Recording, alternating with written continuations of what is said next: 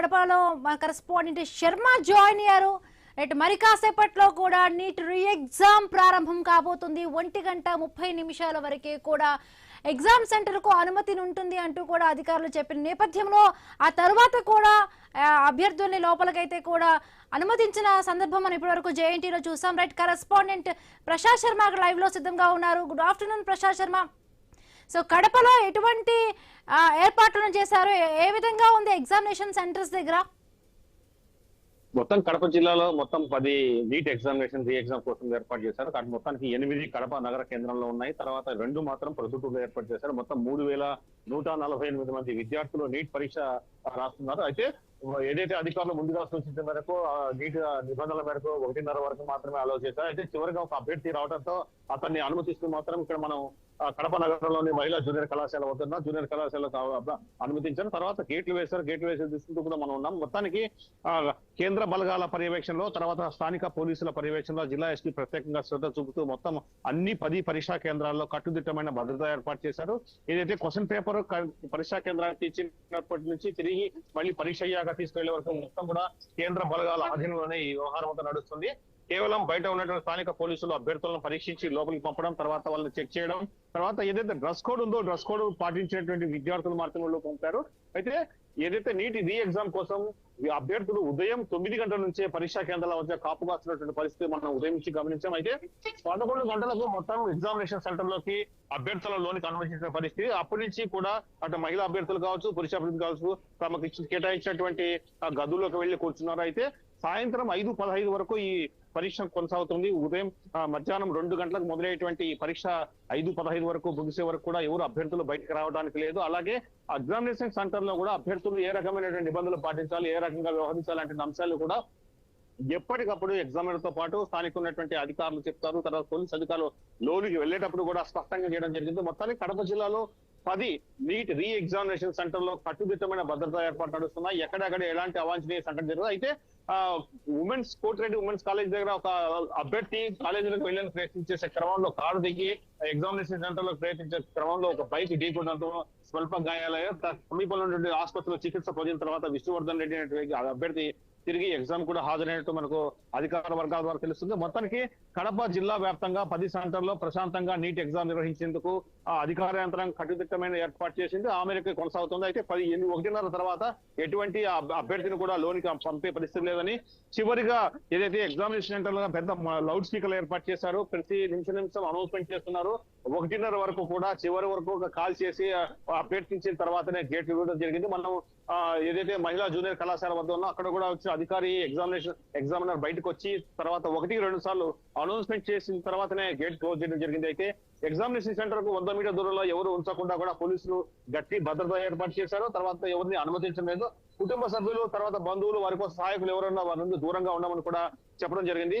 మొత్తానికి కడప జిల్లాలో నీట్ పరీక్ష ప్రశాంతంగా కొనసాగేందుకు అన్ని ఏర్పాటు చేసినట్టు మనకు స్పష్టంగా కనిపిస్తోంది. ఇది కడప జిల్లాలో ఉన్నటువంటి పరిస్థితి. Over to studio. Right, thank you Prashant Sharma. Right, ఇక ఉత్తరాంధ్ర వెళదాం. ఉత్తరాంధ్రలో రైట్, రత్నకుమార్ జేఎన్టీ దగ్గర మా కరెస్పాండెంట్ రత్నకుమార్ అక్కడే ఉన్నారు. సో రత్నకుమార్ అంటే ఇప్పటి వరకు కూడా అంటే 1:30 వరకు కూడా ఎవరైతే అభ్యర్థులు ఉంటారో వాళ్ళందరికీ కూడా ముందు నుంచి కూడా గైడ్ లైన్స్ ప్రకారం అలౌవింగ్ లేదు అన్నారు. బట్ కొంతమంది అభ్యర్థులు లాస్ట్ మినిట్ లో కూడా వచ్చినా కూడా ఎగ్జామ్ సెంటర్ కి అనుమతిస్తున్న దృశ్యాలు మనం చూస్తున్నాము. సో ఇంకా అభ్యర్థులు వస్తున్నారా? హిమబిందు, ఒక 5 నిమిషాల క్రితం వరకు కూడా కొంత అధికారులు ఇక్కడ ఉన్నటువంటి పోలీసు సిబ్బంది కావచ్చు, ట్రాఫిక్ పోలీసులు ఇలా జేఎన్టీ సెంటర్ దగ్గర మెయిన్ రోడ్ నుంచి ఒకవేళ 6 సెంటర్లు అనేవి ఉన్నాయి కాబట్టి కొంత కన్ఫ్యూజ్ అయిపోయి ఇబ్బంది పడుతున్నటువంటి లోపలికి వచ్చిన తర్వాత ఎగ్జామ్ సెంటర్ను ఐడెంటిఫై చేయడంలో కొంత సమస్యలు ఫేస్ చేసిన వాళ్ళ విద్యార్థులను ఇమీడియట్గా వాళ్లే ట్రాఫిక్ పోలీసులు తమ బైకుల పైన తీసుకొని వచ్చి ఇమీడియట్గా ఎగ్జామ్ సెంటర్ల దగ్గర వదిలిపెడుతున్నటువంటి దృశ్యాలను కూడా చూసాం. కానీ ఇప్పుడు ఆల్మోస్ట్ 10 నిమిషాల వరకు సమయం అనేది అయింది. ఇప్పుడు మన ముందే ఒక విద్యార్థిని లోపలికి వెళ్లారు, కానీ ఆమెను అక్కడే పోలీసులు ఒకసారిగా పక్కన కూర్చోబెట్టినటువంటి దృశ్యాలను కూడా చూసాము. ఒకసారి విజువల్స్ లో ప్రయత్నం చేస్తాను. సో సో మనం ఏదైతే ఎగ్జామ్ సెంటర్ అనేది ఉందో ఎగ్జామ్ సెంటర్ నుంచి లోపలకు 100 మీటర్ల దూరంలో రెస్ట్రిక్షన్స్ డిస్టెన్స్లో మనం ఉన్నాము. ఒకసారి ఆ విజువల్స్లో కనుక గమనించినట్లయితే అక్కడ కొంతమంది అధికారులు పక్కన ఒక యువతి ఇప్పుడే మన కళ్ళ ముందే ఒక యువతి వెళ్ళింది, విద్యార్థిని వెళ్ళింది ఎగ్జామ్ రాసేందుకు.